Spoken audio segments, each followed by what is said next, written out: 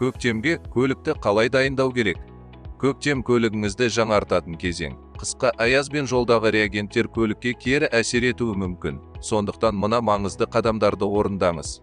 Шиналарды ауыстыру. Орташа температура 7 градустан асқанда жазғы дөңгелекке көшіңіз. Балансировканы тексеруді ұмытпаңыз. Майды ауыстыру. Май тым қою немесе қара болса, жаңасына ауыстырыңыз.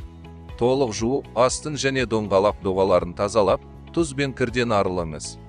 Аккумуляторды тексеру. Кернеу 12,6 немесе 12,8 вольт болуы керек. Контактілерді тазалаңыз. Сұйықтықтарды бақылау, тежегіш, антифриз және жуу сұйықтығын тексеріңіз. Аспа мен тежегіштерді диагностикадан өткізіңіз. Сынған бөлшектерді ауыстыру қажет. Бар болғаны бірнеше қадам, және көлігіңіз көктемге дайын. Аз уақыт бөліп, сапалы техникалық күтім жасаған жағдайда, көлігіңіз ұзақ қызмет етіп, жолдағы қауіпсіздігіңіз артады.